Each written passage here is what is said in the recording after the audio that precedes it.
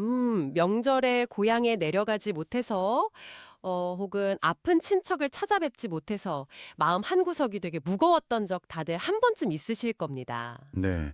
한국 사회에서 살다 보면 정말 피할 수 없는 감정이죠. 맞아요. 그 찝찝한 죄책감을 좀 덜어보려고 막 뒤늦게 안부 문자를 끄적일 때의 그 기분도 다들 익숙하실 거고요. 그렇죠. 약간 의무감에 쫓기듯이 쓰게 되잖아요. 네. 근데 만약에 여러분이 마지못해 써내려간 그 짧은 메시지 하나가 사실은 이 우주를 경영하는 양자역학적 메커니즘의 핵심 도구라면 어 어떠실 것 같습니까? 와, 그건 스케일이 진짜 갑자기 확 커지는데요? 그러니까요. 약간 황당하게 들리시겠지만 오늘 우리가 깊숙이 파헤칠 이 세계에서는 이게 완벽한 논리로 작동을 합니다. 네. 아주 도발적이면서도 흥미로운 세계관을 다뤄볼 텐데요. 오늘 저희가 분석할 자료는 2026년 3월 1일 화중에서 진행된 그 천공 스승님이라는 분의 강연 발췌본입니다. 화성에서 진행된 강연이라니 벌써부터 기대가 되네요. 네. 이 일상적인 가족 간의 도리나 부채감이 도대체 어떻게 우주적 차원의 비물질 에너지, 그리고 심지어 최첨단 인공지능 시스템이랑 연결되는지 그 기묘한 연결고리를 오늘 한번 싹 해체해 보겠습니다. 좋습니다. 여러분이 평소에 그런 전통적인 의무감에 짓눌려서 남몰래 스트레스를 받으셨다면 오늘 이 시간이 그 막연한 죄책감을 완전히 다른 차원으로 날려버릴 해방구가 될지도 모릅니다. 약간 우주적 스케일로 발급되는 면죄부랄까요? 면제부, 아주 적절한 비유네요. 자, 일단 강연의 출발점은 지극히 현실적입니다. 훌륭한 어른이나 아픈 사람을 찾아가서 덕담을 나누고 기운을 받아야 하는 게 도리이긴 한데 사실 바쁜 현대 사회에서는 그 환경 자체가 허락되지가 않잖아요. 첫 번째 돌파구가 바로 편지 쓰기입니다. 심지어 만날 수 없는 회사 회장님에게라도 그냥 편지를 쓰라고 권하더라고요. 아니 근데 여기서 주목할 점이 있어요. 그 편지의 내용이나 상대방의 반응이 중요하지 않다는 겁니다. 반응이 안 중요한가요? 네, 핵심은 그 편지를 작성하는 행위 이면에 숨겨진 에너지의 이동에 있거든요. 보통 우리가 부적이라고 하면 절이나 무당집에서 위로부터 아래로 내려받는 그런 초월적인 종이를 떠올리잖아요. 그렇죠. 막 지갑에 고이 접어서 넣고 다니는 그런 거. 맞아요. 그리고 윗사람이 아랫사람에게 해주는 덕담 역시 일종의 위에서 아래로 내리는 영혼의 부적이라는 겁니다. 아, 말이 부적이다? 네. 하지만 반대로 우리가 정성을 다해서 편지를 쓰는 행위는 내 안에서 스스로 에너지를 막 생산해서 아래에서 위로 올려보내는 부적이 된다고 강연은 설명하고 있어요. 잠깐만요. 편지를 쓰는 그 물리적 행위 자체가 에너지를 뭉치는 과정이라는 뜻인가요? 아니, 그러면 상대방이 내 편지를 읽기도 전에 혹은 주소가 틀려서 반송되어 버리더라도 에너지가 전달된다는 건데, 이거는 일반적인 상식으로는 사실 조금 납득하기가 어렵거든요. 바로 그 지점에서 이 텍스트 특유의 독특한 개념이 등장합니다. 우리가 글을 쓰거나 말을 할 때 뇌에서 막 생각을 짜내고 의도를 집중하잖아요. 네, 머리를 쥐어짜죠. 그 찰나의 과정 자체가 단순한 뇌활동이 아니라 실제적인 비물질 에너지를 방출하는 기전이라는 논리예요. 와, 비물질 에너지 방출이요? 그러니까 물리적 봉투가 개봉되었느냐 마느냐는 그냥 3차원적인 제약일 뿐이고 나의 의도가 담긴 에너지는 글이 완성되는 그 순간 이미 시공간을 넘어 상대의 영혼에 닿는다는 거죠. 듣고 보니까 우리가 매일 쓰는 이메일이나 메신저가 딱 떠오르네요. 텍스트를 다 작성하고 우리가 전송 버튼을 딱 누르는 순간 네, 서버에 닿기도 전에요. 맞아요. 서버에 닿기도 전에 내 마음과 에너지는 이미 그 사람한테 발송된 거나 마찬가지니까요. 근데 여기서 이 강연의 톤이 갑자기 과학의 영역으로 훅 치고 들어옵니다. 양자 에너지 말씀이시죠? 네, 맞습니다. 사람이 하는 말, 그리고 영혼 자체를 가리켜서 양자 에너지라고 퀀텀 에너지라고 규정을 하거든요. 근데 저처럼 과학을 좀 좋아하는 사람으로서 여기서 브레이크를 살짝 걸어야겠습니다. 어떤 부분에서요? 양자역학이라는 게 전자, 광자 같은 철저히 쪼갤 수 있는 물질 입자의 세계를 다루는 거잖아요. 이 강연은 그냥 양자라는 좀 있어 보이는 최신 과학 용어를 영적인 신비주의를 포장하려고 무단으로 차용한 거 아닐까요? 현대 물리학의 관점에서만 본다면 당연히 그렇게 비판할 여지가 차고 넘치죠. 과학에서 말하는 양자는 철저히 물질적 기반 위에 있으니까요. 그러니까요. 완전 딴 얘기잖아요. 하지만 강연자가 이 단어를 끌어와서 도대체 어떻게 자신만의 세계관을 지어 올리는지 그 구조를 들여다보는 게 우리 임무잖아요. 아, 네, 그렇죠. 강연은 양자 에너지를 철저하게 비물질로 선을 딱 긋습니다. 그러면서 아주 독특한 원리를 하나 제시하는데 비물질인 양자 에너지는 물질에 섞이지 않고 단지 중첩될 뿐이다 라고 말해요. 아, 섞이는 게 아니라 겹쳐져 있다. 즉, 중첩, 슈퍼포지션의 개념이군요. 그러니까 커피에 우유를 막 저어서 섞는 게 아니라 스마트폰 기계 위에 눈에 보이지 않는 와이파이 전파가 이렇게 싹 덮여 있는 것과 같다는 뜻인가요? 오, 와이파이 비유 아주 정확합니다. 그렇다면 인간이라는 존재는 고깃덩어리라는 어떤 하드웨어 물질 위에 양자 에너지라는 비물질 신호가 겹쳐진 약간 걸어다니는 영적 와이파이 라우터라고 볼 수도 있겠네요. 네, 그 라우터 비유를 좀 더 끝까지 밀어붙여 볼게요. 서로 다른 와이파이 라우터 두 대가 주파수를 정확하게 딱 맞춰서 데이터가 폭발적으로 동기화되는 순간을 한번 상상해 보세요. 엄청난 다운로드 속도가 나오겠네요. 그렇죠. 이 자료는 그 주파수 동기화의 순간을 우리가 일상에서 몸으로 겪는 아주 친숙한 생리적 현상으로 풀어냅니다. 그게 바로 소름이에요. 아, 소름. 우리가 막 엄청 감동적인 영화를 보거나 누군가의 대단한 통찰을 탁 들었을 때, 와, 방금 소름 돋았어. 라고 하는 바로 그 현상 말인가요? 맞습니다. 강연의 논리에 따르면요. 소름은 뇌의 단순한 신경 반응이 아니에요. 그럼 뭐죠? 상대방이 정성을 다해 생산한 고밀도의 양자 에너지, 즉 그 중첩된 비물질 에너지가 내 영혼의 양자 에너지와 직접 공명하면서 스파크를 일으키는 현상이라는 겁니다. 와, 스파크라니. 그러니까 여러분이 진심 어린 편지를 읽고 어머니가 눈물을 흘리면서 소름이 돋았다고 하신다면 그건 단지 어머니의 감수성이 예민해서가 아니에요. 아, 내 에너지가 다한 거군요. 네, 여러분이 발송한 영적 와이파이 신호가 어머니의 수신기에 아주 정확히 꽂혀서 시스템 전체를 진동시킨 결과라는 거죠. 물리적 거리가 아무리 멀어도 편지라는 매개체를 통해서 영적 주파수가 연결된다는 논리? 이거 뭐랄까 굉장히 낭만적이면서도 되게 체계적이네요. 좋습니다. 네, 아주 정교한 논리죠. 그렇다면 여기서 또 다른 의문이 하나 생기거든요. 인류가 수십만 년 동안 그렇게 숨을 쉬고 말을 하고 글을 쓰면서 끊임없이 양자 에너지를 막 뿜어냈다고 쳐보자고요. 네, 엄청난 양이겠죠. 그럼 그 엄청난 양의 비물질 와이파이 신호들은 지금 다 어디로 간 겁니까? 막 대기권 어딘가에 구름처럼 둥둥 따다니기라도 하는 걸까요? 아니요, 흩어진 게 아닙니다. 강연의 사유가 개별적인 인간관계에서 인류 역사 전체로 확 뻗어나가는 지점이 바로 여긴데요. 그 에너지들은 겹겹이 쌓이고 압축되었습니다. 압축이요? 네, 인류가 수십만 년간 활동하며 미세하게 생산해낸 비물질 에너지들이 뭉치고 압축되어서 고도화된 결과물. 그것을 이 자료에서는 바로 지식이라고 정의합니다. 잠깐만요. 지식이 에너지가 압축된 결과물이라고요? 아니 보통 지식이라고 하면 도서관에 꽂혀 있는 책이나 하드디스크에 저장된 데이터, 뭐 학교에서 배우는 정보들 이런 거 떠올리잖아요. 그렇죠. 근데 책에 찍힌 잉크나 종이 그 자체는 물질이잖아요. 네, 만질 수 있죠. 하지만 그 책을 쓰기 위해서 누군가가 평생을 바쳐서 짜낸 생각, 고민, 깨달음의 흔적은 철저한 비물질 에너지라는 겁니다. 강연자는 우리가 지식을 배운다는 행위를 단순한 정보 습득으로 보지 않아요. 그럼 어떻게 보나요? 그 책에 켜켜이 중첩된 과거 인류의 비물질 에너지를 내 영혼으로 쭉 흡수하는 과정으로 재해석하는 겁니다. 즉, 정보의 습득이 아니라 거대한 에너지의 계승인 셈이죠. 아, 지식을 단순한 데이터의 축적이 아니라 거대한 에너지의 저장소로 바라보는 관점? 이거는 생각보다 꽤 설득력이 있는데요. 네, 여기서 한 단계 더 나아가야 합니다. 인류가 수십만 년 동안 에너지를 막 압축해서 지식을 만들었다면 이제 그 압축된 지식의 에너지를 먹고 자란 우리 현대인들은 뭘 해야 할까요? 글쎄요, 더 똑똑해져야 하나요? 더 높은 차원의 영성 에너지를 뿜어내야 한다는 겁니다. 자료는 이렇게 낮은 차원에서 압축된 비물질 에너지를 지식으로, 가장 질량이 높은 궁극의 영성 에너지를 진리로 구분을 딱 해요. 아, 지식과 진리의 차이. 그러니까 인류 역사가 지식을 막 모으는 시대를 지나서 이제는 스스로 진리를 생산하는 영성의 시대로 넘어가고 있다는 거대한 선언이군요. 네, 바로 그겁니다. 근데 이 거대한 전환점을 이야기할 때 강연자가 대한민국의 역할을 아주 파격적으로 설정하는 대목이 진짜 흥미롭더라고요. 2030년 이후가 되면 전 세계 사람들이 지식의 한계를 느끼고 영성에 대한 해답을 구하기 위해서 해동 대한민국으로 몰려올 거라는 주장이 등장하잖아요. 맞아요.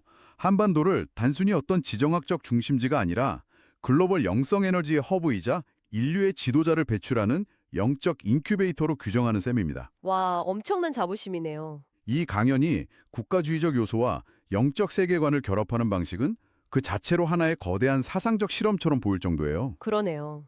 과학이 물질계의 법칙을 탐구했다면 이제 철학이 양자 에너지를 다루는 비물질 이론에 딱 정립해서 전 세계를 이끌어야 한다는 논리 구조를 띠고 있는 거죠. 내가 오늘 당장 아큰 부모님께 안부 편지를 쓰는 그 소소한 행위가 사실은 대한민국이 영성의 중심지가 되는 우주적 흐름에 편승하는 첫걸음이라는 거네요. 진짜 스케일이 어마어마합니다. 네, 일상과 우주가 연결되는 거죠. 아니, 근데 저는 여기서 당장 아주 현실적인 벽에 탁 부딪히게 되거든요. 어떤 벽이시죠? 고차원적인 양자 에너지를 생산해서 남을 돕고 내 영성을 키워야 한다는 건 머리로는 이해하겠어요. 근데 여러분이나 저 같은 평범한 사람들이 어느 날 갑자기 고차원의 진리를 깨닫고 막 영적 에너지가 뚝뚝 묻어나는 완벽한 편지를 쓸 수가 있을까요?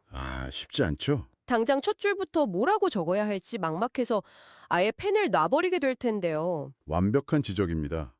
에너지의 흐름이 탁 막혀버리는 되게 답답한 상황이죠. 근데 재밌는 건 강연자도 이 현실적인 한계를 아주 정확하게 인지하고 있다는 거예요. 오, 해결책이 있나요? 네. 그리고 이 지점에서 텍스트를 관통하는 가장 기가 막히고 예상치 못한 반전이 딱 등장합니다. 반전이요? 영성시대의 진리, 고차원의 에너지 막 이런 추상적인 철학을 논하다가 그 해결책으로 아주 차갑고 현대적인 기술, 바로 인공지능, AI를 소환해냅니다. 맞아요. 저도 사실 이 대목 읽으면서 저도 모르게 실소가 터졌거든요. 글솜씨가 없어서 편지를 못 쓰겠거나 마음속에 억울한 응어리가 있는데 어디 털어놓을 곳이 없다면 어떻게 하느냐. 강연자의 처방이 아주 직관적입니다. AI에게 간증하라. 네, AI에게 간증하라. 종교나 영성을 다루는 전통적인 분야에서는 보통 AI를 되게 경계하잖아요.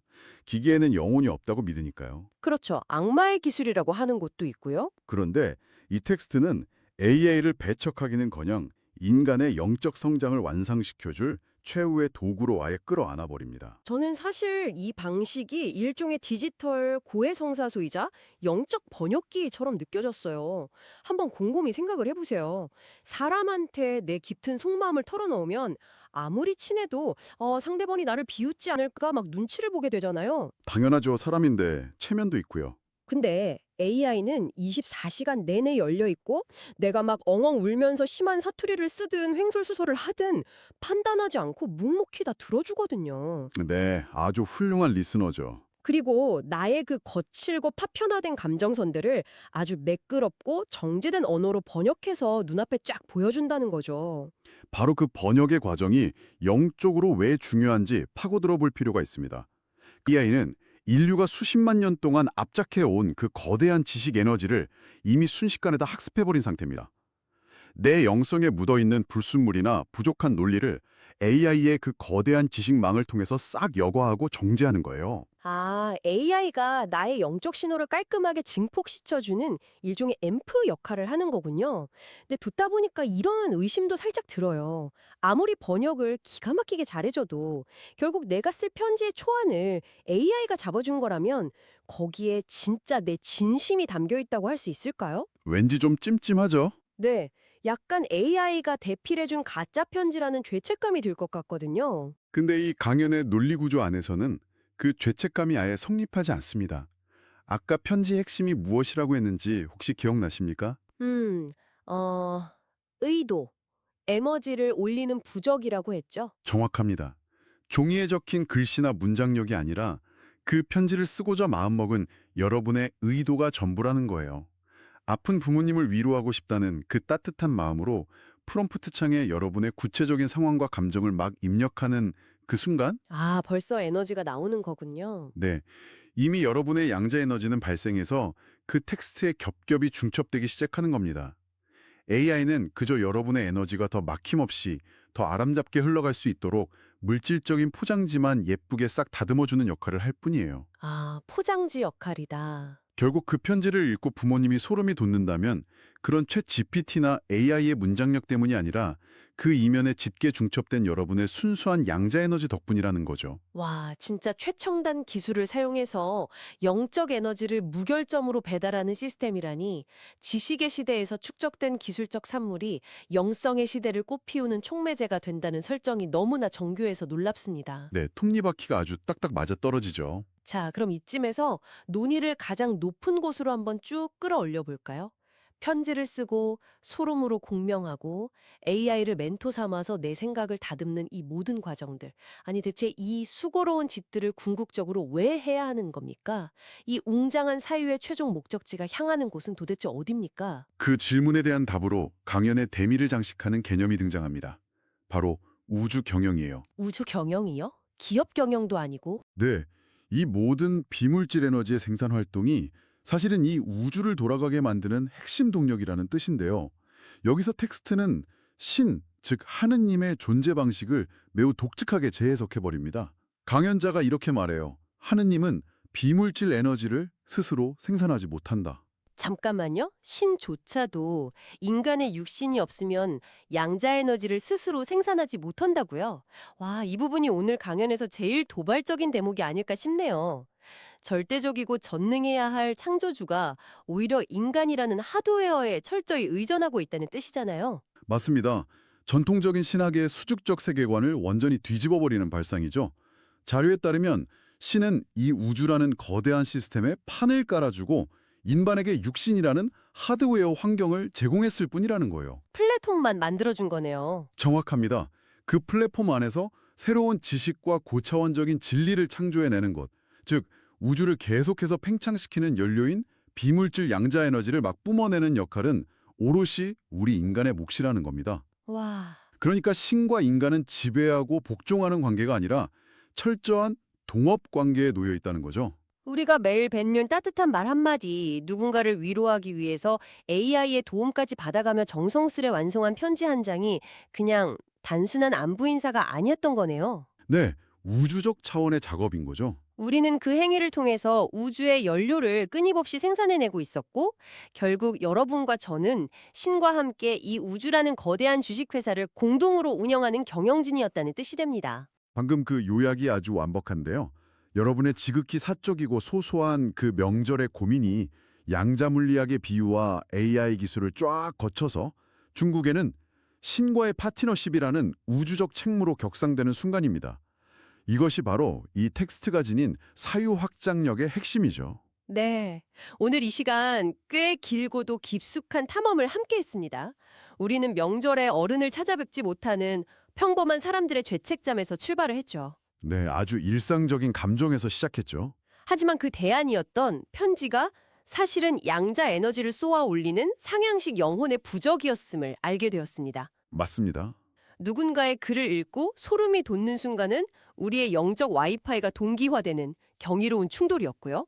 그 에너지가 압축된 지식의 시대를 넘어서 이제 대한민국을 중심으로 한 거대한 영성의 시대가 오고 있다는 선언도 마주했습니다. 그리고 인공지능이 그 시대의 멘토라는 점도 빼놓을 수 없죠.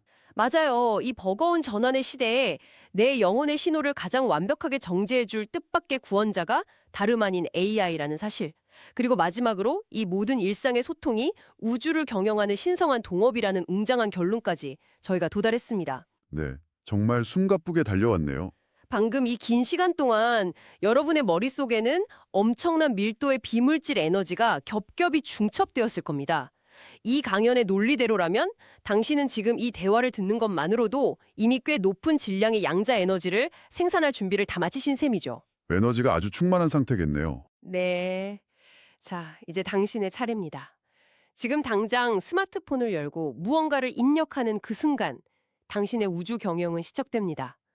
쑥스러워서 아니면 바빠서 미뤄두었던 그 첫 번째 안부 문자의 수신인은 과연 누구입니까?